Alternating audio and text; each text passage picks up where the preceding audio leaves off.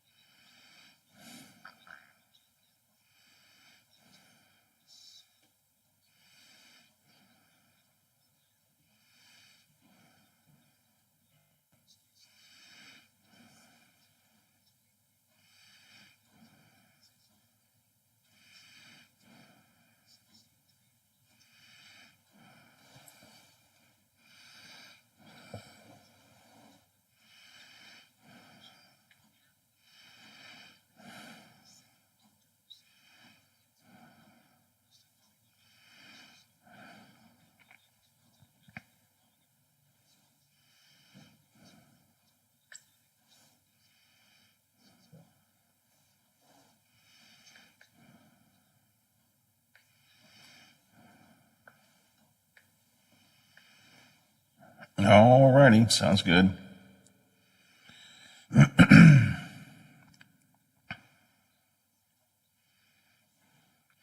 You might tell him that I'll probably try and take a break around 20 after.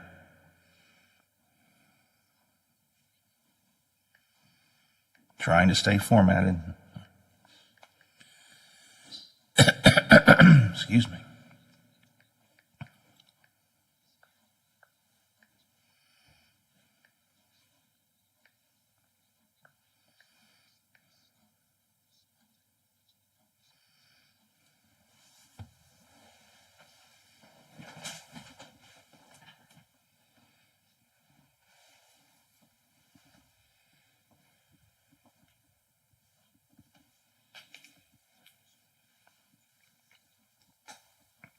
Thank you for riding with the Watchdog. Live and local, just the way you like it.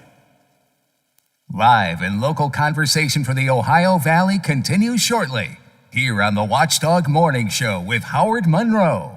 Plumbers and Steam Fitters Local 83 want to thank the owners and contractors of the Ohio Valley for using their locally trained workers to help build for the future. Local 83 helps design, fabricate, and build the gas infrastructure for the oil and gas industry here in the Ohio Valley. Plumbers and Steam Fitters Local 83 is 300 members strong and growing. They also do residential, commercial, and industrial work on both sides of the river. For more information, call Plumbers and Steam Fitters Local 83 at 304-233-4445. Oh, there's something so real about living local, and I know without a doubt I'm not alone. And I love and living local. There's nowhere else I'd rather be. Say I love and living local. WTRF is working for me. The Ohio Valley is where I love to be.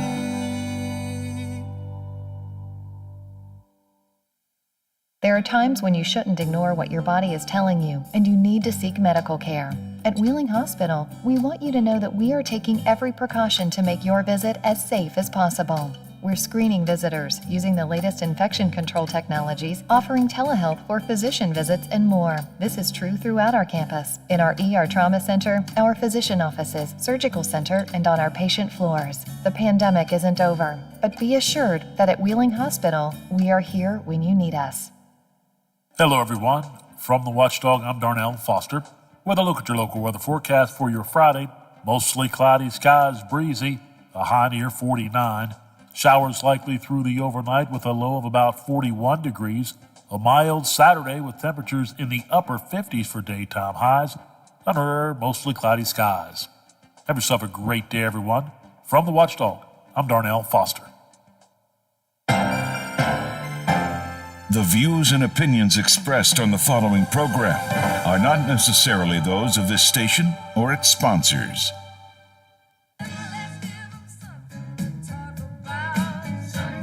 Conversations you care about with people you know. This is the Watchdog Morning Show with Howard Monroe, brought to you in part by Wheeling Hospital.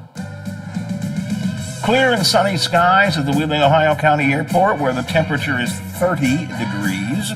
9-mile-an-hour winds makes it feel like 22. 30 degrees at the Wheeling, Ohio County Airport, 30 here at my home studios in the Elm Grove section of Wheeling, 30 degrees at the Robinson Auto Group Studios downtown Wheeling in the heart of the Ohio Valley. Anywhere along the way you want to have your say, use the text line 304-214-1600, 304-214-1600. Feel free to text whatever is on your mind, and I'll share it with the audience. Let's see, coming up today, Wheeling newspaper editor John McCabe and I next hour with our Friday roundtable discussion of the local news of the week, as well as some of the statewide stories. In just a minute, Ogden newspaper State House reporter Stephen Allen Adams will join me. We'll take a look at the week in Charleston. In the nation's capital, Congress is close to voting on a new COVID relief package, likely to do that today, as a matter of fact. But when it's the Senate's turn, whether it's this bill or a modified bill, the Senate, will not be adding the minimum wage increase, since the parliamentarian says they can't do that under budget reconciliation. And in one of those you gotta be kidding me stories, we were talking about it last hour, Hasbro has decided to brand one of the classic toys, no longer Mr. and Mrs. Potato Head, just Potato Head. Sometimes I just think we go too far. All of that coming up. I got a few other odds and ends I want to get to on the lighter side of life before the day is over and done with as well. But let's talk about the legislature. It's been our primary topic of talk for the last couple of weeks, and we continue that with Ogden newspaper State House reporter Stephen Allen Adams. Stephen, good morning. I got to ask, I feel the real victim in that Mr. Potato Head thing is Disney, because if you've ever been to Disney World and Toy Story Land, they're going to have to rebrand a whole bunch of their toys. That's going to cost them millions of dollars.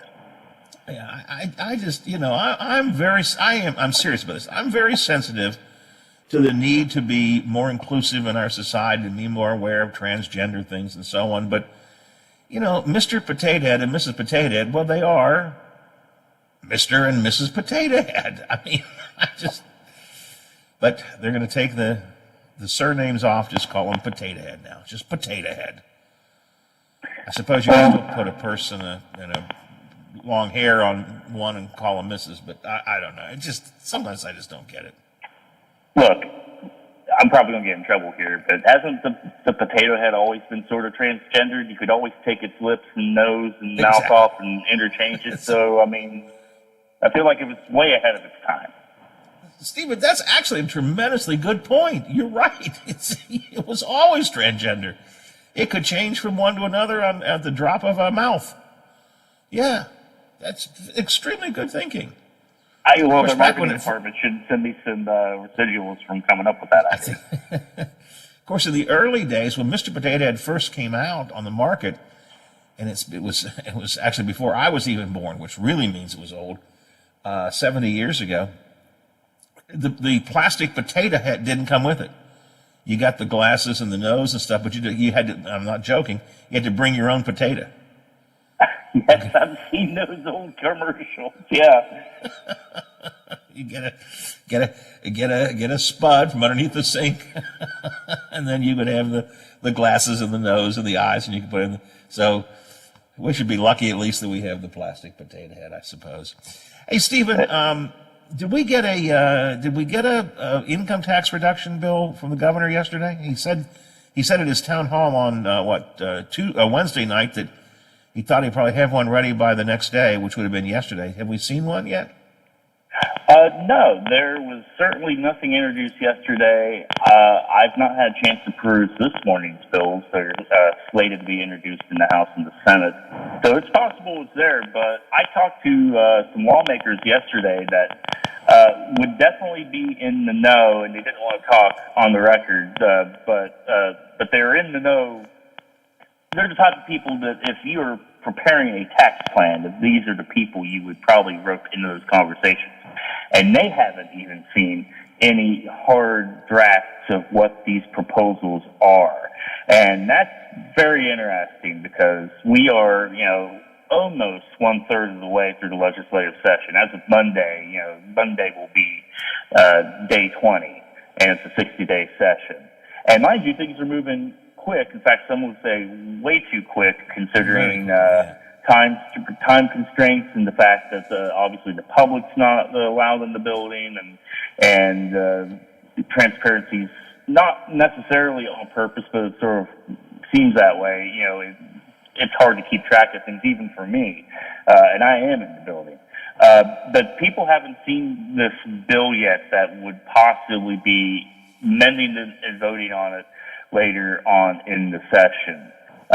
So I'm very curious as to why the governor's office, the way I put it to somebody the other day is they're being very transparent while not being transparent at all, because obviously they're talking about these openly. They're now having these town hall meetings. The first one was very much spur of the moment, 3 hours notice. The second one at least had a little bit more time for people to prepare questions and things of that nature. And he seems to be talking about some specifics, but really when you dive into it, there's still a lot of questions.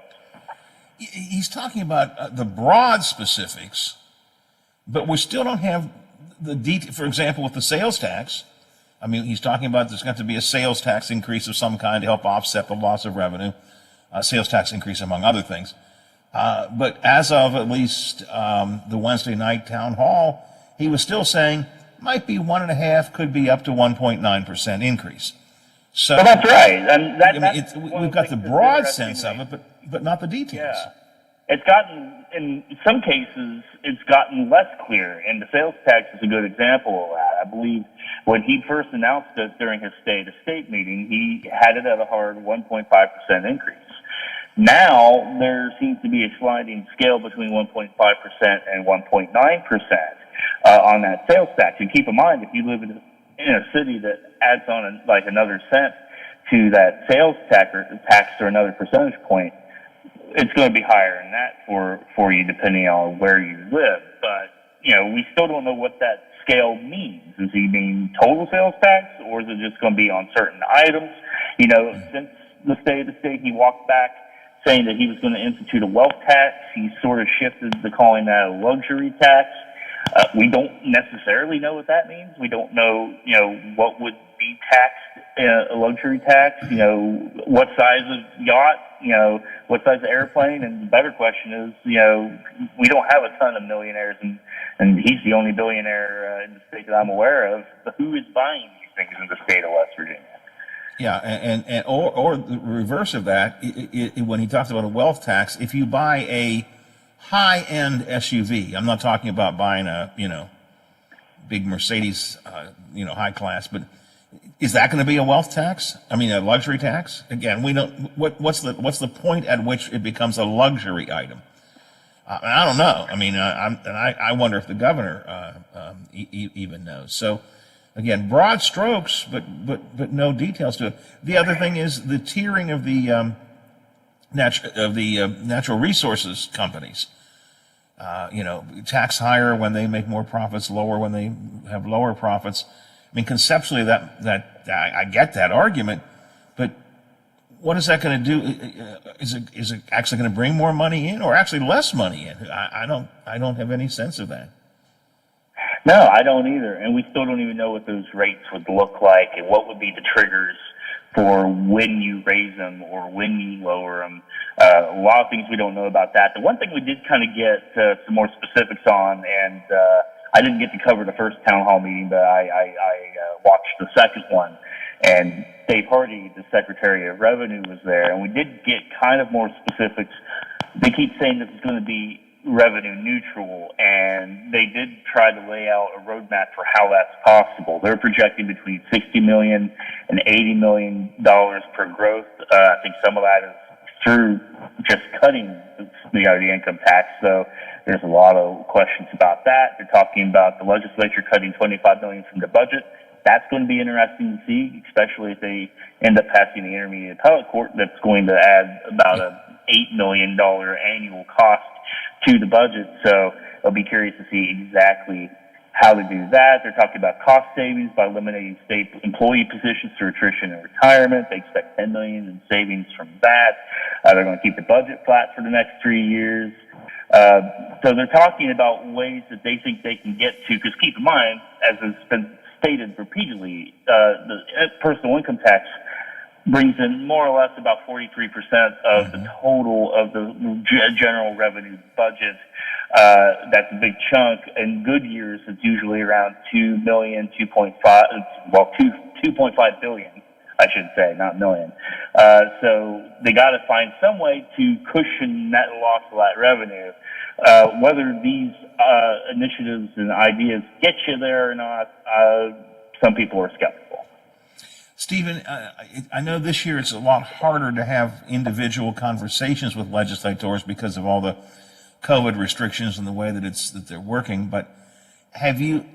I mean, are you getting any kind of feedback at all from delegates and senators about what they're thinking about the governor's, at least his overall proposal? We heard from Craig Blair before the session and some other Republican leaders that they, like the idea of cutting the minimum wage or cutting the income tax. But I haven't really heard much from Republicans or Democrats since he's begun, pushing this. Have you gotten any kind of feedback at all? It is definitely harder, even for the press inside the building. There's not that many press inside the building. A lot of people are just covering us off the streams, which sometimes you have to do that, but sometimes, that takes away from being able to directly talk to lawmakers, even whether you're interviewing them or whether you're talking to them in chit-chat and things of that nature. We're not allowed on the floors of the House or the Senate. We have to sit up in the galleries. We're not even allowed on the floors before the floor session starts, so a lot of times you're catching lawmakers as they come in and out of the chambers, or just hanging out in the hallways and things of that nature. But what I'm basically hearing specifically in regard to this, as I said earlier, nobody has seen the specifics on these proposals. Because they haven't seen the specifics on these proposals, and not only not seen them, but they haven't really been brought into the planning on this at all. Sure, they've been invited to the governor's mansion, some of them, but this is not something they're actively involved in. Justice, as Justice does, likes to think of himself as a coach. And in this case, he sees himself as the coach of the situation, and he just wants people to trust him. That's always been his line, through the course of his first term, and it's already becoming that way with the second term, just trust him. But he doesn't really want the legislature's involvement. Now, he'll throw out, like he said here the other night, that, obviously he knows once the bills get over there, the lawmakers are going to have their own ideas and tweaks, and he welcomes that. But they haven't been involved to this point in the process of this, and, some of them are kind of a little taken aback by the attitude that, he's just going to run the ball, and, and they're just going to sit back and rubber stamp it, which is just not how the legislative process works. Well, he told us on Wednesday night. I mean, he made it quite clear he almost never makes a mistake. I mean, he told us, he says, I almost never make a mistake. So I guess he expects us to trust him because he's always made such wise decisions, I suppose. A big issue that cropped up this week, and it's not yet a done deal, but it's got a lot of cities, municipalities, and other entities on edge right now, is the idea of eliminating the user fee, which many cities, including Wheeling, have implemented in recent years and used for critical parts of their budget. Stephen, I want to talk about that in just a minute when we come back. But first, it's 8:24 after the hour here on the Watchdog Morning Show. We're talking with Stephen Adams from the Ogden newspaper chain, the highs and lows of the week gone by in the legislature. Listen to the Watchdog Morning Show with Howard Monroe.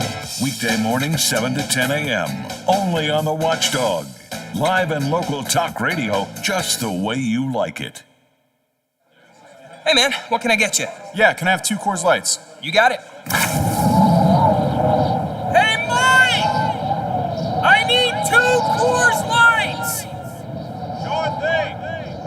taste as cold as the Rockies, only Coors Light gives you refreshment every time. Here you go. Thanks, Mike. Doing a great job. All right, 2 ice-cold Coors Lights. That's the coldest beer I've ever had. Hey, they don't call it the world's most...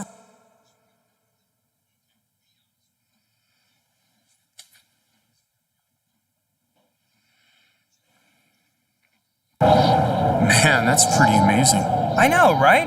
I can't believe it myself sometimes. I mean, this cooler is only 3 feet wide. Coors Light, the world's most refreshing beer. Coors Brewing Company, Golden, Colorado. With great beer comes great responsibility.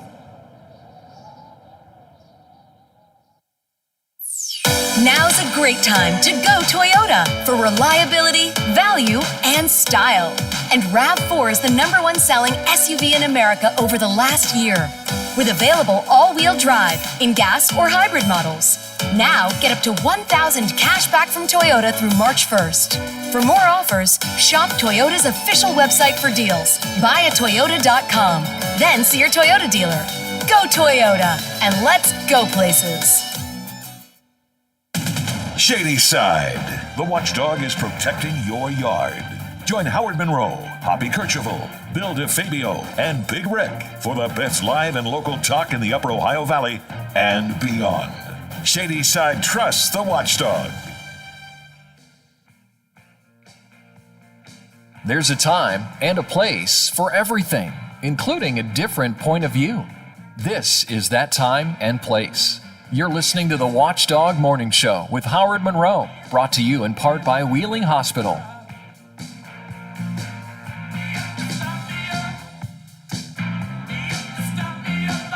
30 degrees at the Wheeling, Ohio County Airport. Feels like 22 with a 9-mile-an-hour wind blowing around. 30 degrees at the airport. 30 here at my home studios. 30 at the Robinson Auto Group Studios downtown Wheeling in the heart of the Ohio Valley. We are talking to Stephen Allen Adams, the Ogden newspaper chain, about some of the activity of the legislature in this week gone by. By the way, Stephen, when you're there, and you do go in often to the Capitol to cover it live, cover it in person, I guess I should say, you wear a face mask? Yes, every time. I do have a section of the press room that I keep almost hermetically sealed with air purifiers and curtains and all the good stuff. But no, if you're in the building, you wear a mask unless you're a handful of Republican lawmakers that wear these mesh. I need to ask you, don't take offense to this. Are you wearing a mask, or are you putting the jockstrap on your face? No, there is definitely a cloth in front of my face, not this weird mesh nonsense that as I likened it on Twitter, it reminded me of the smart aleck kid in your 8th grade class that's told to do something by a teacher and decides to take them literally and be smart alecky about it. And I mean, it's not what adults do; it's what children do when they're just trying to get away with something. And it's really remarkable to me. And here's the thing: in the House, particularly in the House chamber, you got 3 galleries above. Normally, they'd be filled with people observing the legislative session. That's not happening this year. You have 1 gallery in the center that's been set aside for the press. That way we can spread out. And there's not, like I said, that many press in the building, so it's pretty easy to do and cover things safely. And then you got galleries on the left and the right. 1 gallery is dedicated to lawmakers in the House that don't feel comfortable with the social distancing settings in there, which, as you know, 100 members and staff, it gets a little tight in there. Right. No one's utilized that, so I think people feel at least okay. And then the other side is supposed to be used for delegates that want to participate in the process but don't want to wear a mask. But that hasn't been utilized either. But instead of lawmakers that don't want to wear a mask separating themselves, they're wearing these little mesh, as you say, jockstrap-like things, and it's silly. Well, it's embarrassing. I mean, it's an embarrassment to the state to see, Carnes is the one that's gotten the most attention. There are some others as well, but, I mean, Carnes this is me saying this, not Stephen. He looks like a fool. I mean, he just looks like a fool with that thing on. At least in the Senate side, they keep them separate, which is nice. So they're not sitting next to lawmakers. In fact, it's Carnes and State Senator Azinger from Wood County. They're I think the two lone little mesh jockstrap wearing people on the Senate side. But on the House side, you've got Tony Painter, Republican from Wyoming County. You got Joe Jeffries, who's a I think he's a Kanawha County Republican. You got 2 or 3 on the House side doing the same exact thing. And if it's their way of protesting, it leaves much to be desired. And it's putting fellow lawmakers that may not have gotten the vaccine. I know some of them have, but if they haven't gotten the vaccine yet, or even staff, which I'm told that's kind of a mixed bag, you're putting people at risk. Yeah, it shows. I think Ron Stallings called it, disrespect. It's disrespectful to your colleagues and the people around you to make that foolish statement. But anyways, I just want to make sure you were wearing a real mask, not a jockstrap. So I'm glad to hear that, Stevens. Yes, sir. I do my part, my friend. Listen, a story that became a bigger story than I thought it was going to be. A couple of weeks ago, there was some discussion about user fees in cities and municipalities like Wheeling and Weirton and elsewhere. And there was some talk about maybe state employees should be exempt from user fees. And I thought that was awfully silly and somewhat arrogant to suggest that they ought to be exempt. But that's where I thought it was going to stop. Surprisingly, this week in the House, I think it was the Political Subdivisions Committee, they took it a step further, and they're talking about eliminating user fees. That's going to create some. We talked to Mayor Elliott about this yesterday here on the show, and Wheeling is one of only, a dozen cities across the state. It's going to create serious budget problems for many cities if they are not allowed to have a user fee, right? That's right. When I first covered this last week, I was looking at random, the Political Subdivisions Committee in the House is not a committee that meets very, very often. Obviously, finance and education and judiciary committees, government organizations tend to get all the major press. But some of these minor committees get these bills that make you scratch your head. So when I saw this on the agenda last week, I had to listen in and see what they were talking about. And the original version of the bill, House Bill 2256, would have exempted state employees from having user fees put in place by cities, by my count 10, and the fees range from $2 per week, so it'd be like $4 per paycheck if you're paid, every 2 weeks. They range from $2 to as much as $5, depending on what city you live in. They were going to make it so those user fees wouldn't be taken out of those state employees' paychecks. They laid that bill over. And then they brought it back up here just 2 days ago, really in a surprise move. They didn't have an announced committee meeting until after the floor session that day, and then they met at 2. So they had maybe about 2 hours notice, 2.5 hours notice for this meeting. And in that meeting, they accepted an amendment from Delegate Jeff Foster, a Republican of Putnam County, to, in essence, exempt all non-residents of cities from having municipal user fees removed from their paychecks.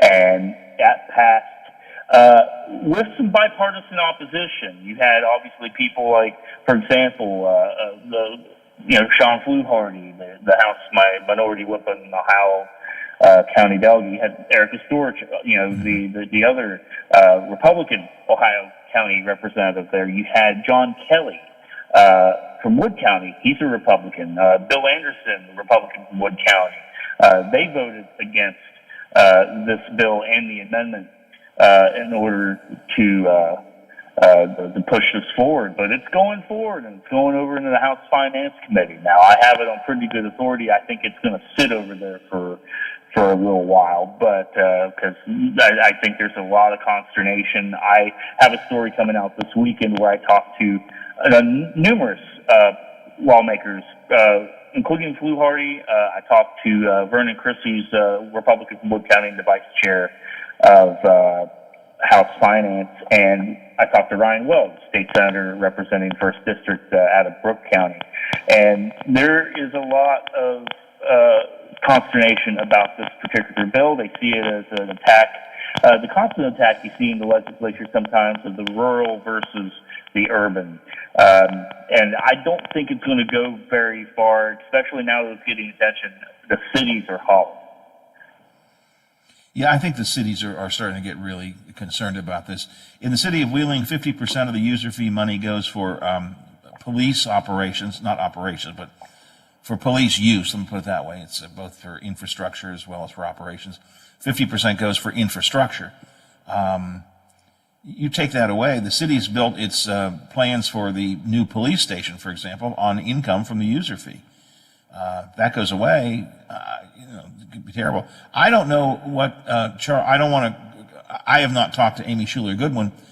Mayor Elliott says that Charleston's mayor has said she may have to actually lay off police officers if she loses the user fee. I don't know that to be a fact from my own point of view, but that's what at least Mayor Elliott suggested. Well, that's sort of what the city of Parkersburg and Mayor Tom Joyce up there has sort of hinted at as well. You're not going to see, the concern is some cities would try to raise other taxes, and that's probably true, but the problem for cities, and it's the way it's set up in the state, but, counties are set up, under the state constitution. Cities are political subdivisions of the state. That's why there's a political subdivisions committee. So unfortunately, a lot of what cities can and can't do is controlled by state code and the West Virginia legislature, especially their ability to tax and to try to collect fees of various sorts. Now, the state code that allows for user fees has been on the books since 1971. And it's been challenged a few times in the state Supreme Court. The Supreme Court has consistently held that a user fee is not a tax, and that as long as it's a reasonable fee, now that's not defined anywhere. So if a city were to say, send their user fee, $10 per week, that might trigger a lawsuit, or something along those lines, and that will be defined. But right now, it's a legal way for cities to try to collect revenue specifically for public safety, for fire and police, for paving, for parking, for garbage and refuge, for sewage treatment and things of that nature. And that's what it's for. And that's all it can be really used for. And it sounds to me this one particular delegate, Jeff Foster, has numerous bills to try to basically erode local control, which has been a message the legislature has been trying to send for a while. We want you to have local control. 2 years ago, they made the home rule pilot project permanent, which was, by the way, a Ryan Weld bill. Now, Jeff Foster's even talking about introducing new bills to actually do away and whittle away at home rule. So I don't quite understand the consternation there, but this is going to cost these cities millions of dollars. A couple of quick comments. Number one, I'm not an attorney, but, and boy, I'm not an attorney, that's for sure, but I'm not an attorney. But it would seem to me that the basis for the user fee's constitutionality is that it applies to everyone who gets services from the city or might get them, and that's why you can charge non-residents even if they're not part of your city. If you start to offer exemptions, like they had talked about for state workers, then it does not become a universal fee for everybody there, and I think that would create some problems. That's just sort of a legal thought that runs through my mind. And secondly, this is part of a trend that we're seeing this year. As you point out, it has traditionally been, let's let the local authorities have more power. The home rule is the best example. Wheeling was the first city to get home rule a number of years ago. Now they're maybe talking about getting rid of home rule or eroding it. But that's been kind of a message of the legislature this year, which has been taking more authority to the state and to other political subdivisions and getting it away from local government. Well, as they say, power corrupts and absolute power corrupts absolutely. We have two supermajorities in the House and the Senate, and they know that, so they can certainly wield their power, and they certainly have, particularly on that's been pushed. Whether one agrees with it or disagrees with the particular legislation, I'll leave that up to people to discuss and decide. But Republicans certainly have the power, and they're using it, and sometimes using it in ways that surprised me. Like a couple weeks ago when Diana Graves, the delegate from Kanawha County, objected to having remarks from members during the debate, I believe, on the charter school bill put in the appendix of the journal, which is just simply tradition, and it's especially done for delegates who've made their first floor speeches, newly elected delegates. And there were several that had spoken out against that bill, and she objected to that, and they voted and set it up so they didn't do that. Now she reversed that the very next day, but that seems like a very heavy-handed tactic. The Republicans need to remember, just because you have a supermajority, you have to act a little bit differently and realize some things you do or could be very heavy-handed, and it just doesn't look good. People have asked me frequently, why are they doing some of the things they're doing? And my answer, sadly, is because they can. Why are they doing it? Because they can. Stephen, I know you've got real work to get to. Before I let you get off to the real job, just real quick, what will you be watching in the week ahead? I guess a couple of key things are coming up maybe for final vote. With charter school bill goes to the Senate, I think, yes? Charter school bill is already there, and it's either on first or second reading, so it should be up for a vote at the beginning of next week. So we're definitely watching that. One of the committees actually accepted an amendment from State Senator Mike Romano, a Democrat out of Harrison County, that actually reduced the number of charters back to 3 from 10, because in the bill they increased to 10 for 3-year periods for next, really about 9 years. They reduced that for the first 3-year period back to 3, and that had support. Now, that doesn't make the committee chair, Patricia Rucker, Republican from Jefferson County, very happy, so we'll see what they do with that particular bill.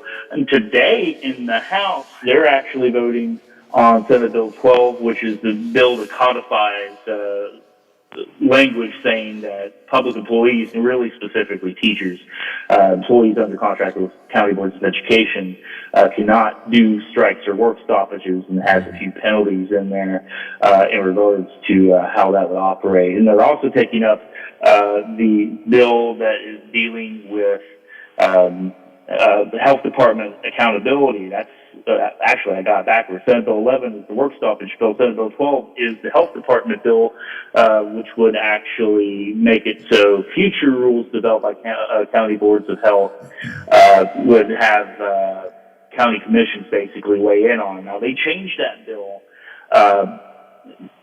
through amendments yesterday that basically allow county board commissions and local governments to still have a voting seat on boards of health. They currently have that now. The original bill actually made them ex officio members and non-voting members. But this actually restores that.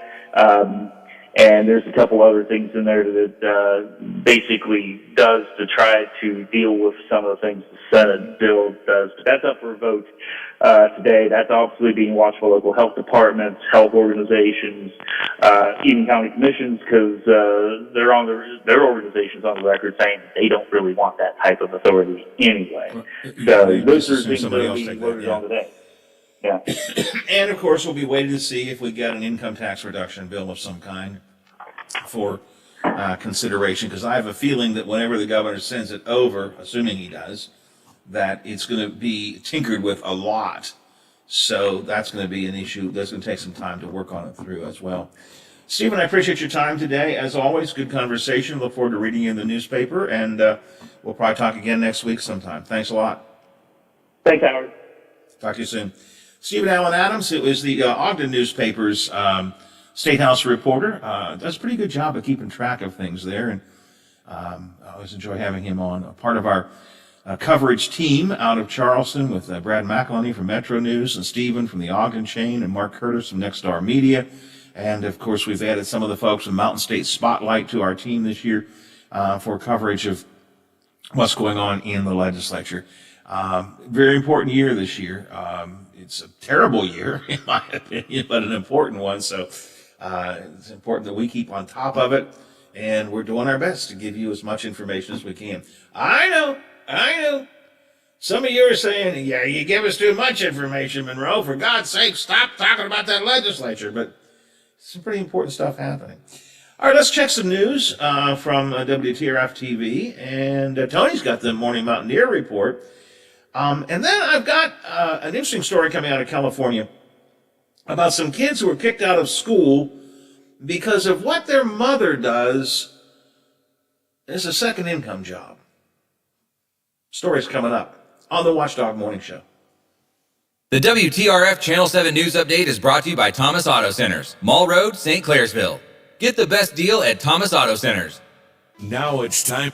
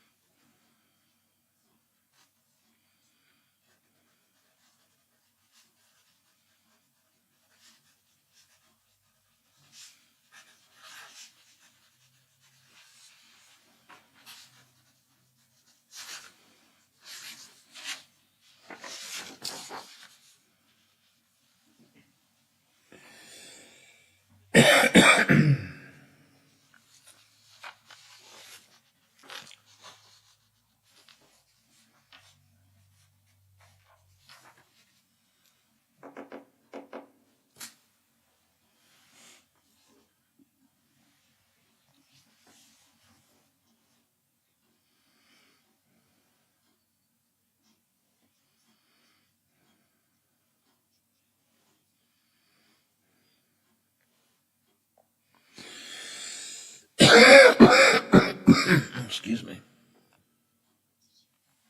Huh.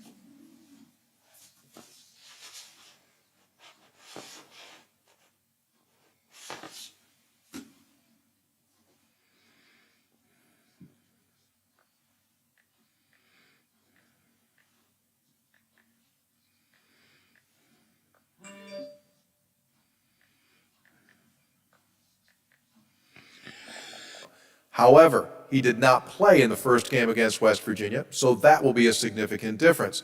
Their other standout player is Mike McGurl.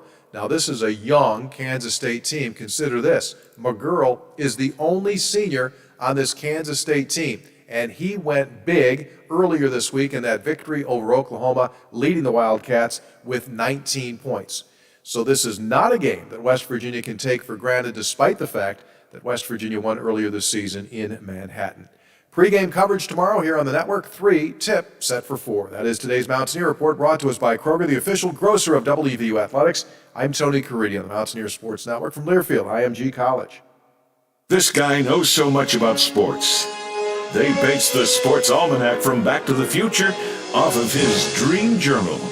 He's Bill DeFabio, weekdays noon to 2, on the Valley's only network dedicated to live and local talk radio, The Watchdog. Follow us on Facebook for the latest news, show updates, podcasts, alerts, and live video streams from the Valley's only network dedicated to local, community-driven talk radio, The Watchdog. The Valley's most interesting conversations continue now on the Watchdog Morning Show with Howard Monroe, brought to you in part by Wheeling Hospital.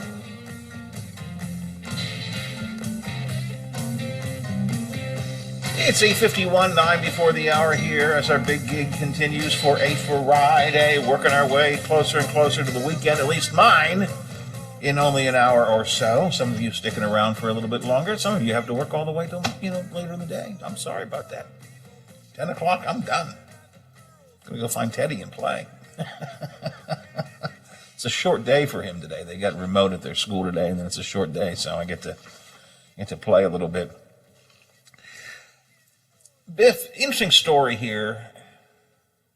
It's one of those examples of how, I guess, the world is so much different than when I was in school. 3 young brothers have been kicked out of their school in California because of something their mother is doing to make a little extra income on the side. Crystal Jackson is her name, the mother's name. And apparently she joined an adult website called OnlyFans last year to, in her words, try to spice up her 14-year marriage. She said, quote, "I was missing the intimacy we had in our marriage, and so for reasons that don't fully make sense to me, she joined this adult website." She says making money was not her original goal.